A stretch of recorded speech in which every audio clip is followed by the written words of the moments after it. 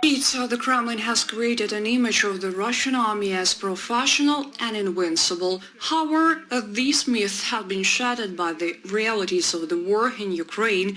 Russian troops were not able to defeat the defense forces with a rush. Moreover, the invading army suffered crushing defeats and is still unable to fulfill its goals. And this came as a surprise to many people, says military expert Serhiy Kuzan. Протягом цього часу Throughout all this time, it was Russia that really put fear into the West and into Western political elites and their military intelligence, and especially during their operation in Syria, where they succeeded. After all, and the Assad regime held on, and in Georgia, even earlier in 2008.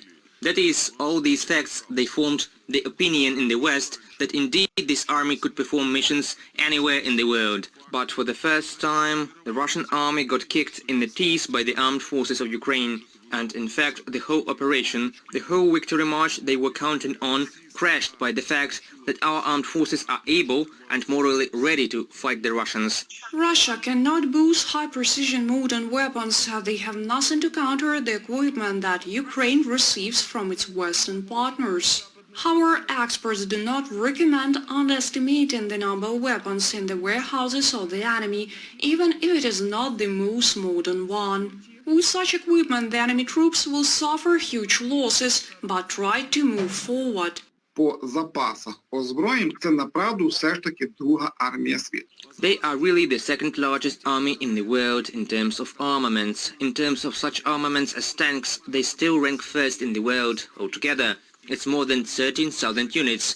That's a very large number. But what actually happened? In my opinion, they fell into the trap of the illusion of invincibility. They did not think about the 22nd or 25th Army, depending on which place is given to Ukraine, would be able to resist. Here is their mistake.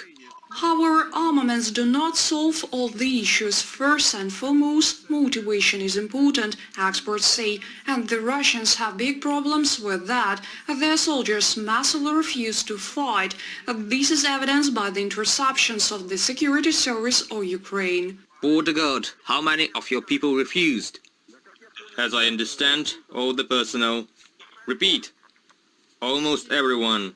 дуже часто вже трапляються факти. Very often there are facts and threats to the leadership, sabotage and refusal to follow orders, and it is not from a good life that Russians compensate for lack of motivation, lack of fighting spirit with the number of bullets and shells. According to various data, Russia's draft potential makes 1.5 million people. However, Russians are in no hurry to go to war voluntarily, and the Kremlin's top leadership is afraid to declare a general mobilization, experts say. In the meantime, Ukraine can continue conscription with people, on the contrary, voluntarily enrolling in the army. In addition, Kyiv has secured unprecedented support from other countries. Lend-Lease from the United States, cooperation with NATO member countries, guarantee military aid from dozens of allies. Не самі, звичайно. We are not alone. Of course, the first element of our strategic victory is just one. It sounds easy. It is the victory of Ukrainian weapons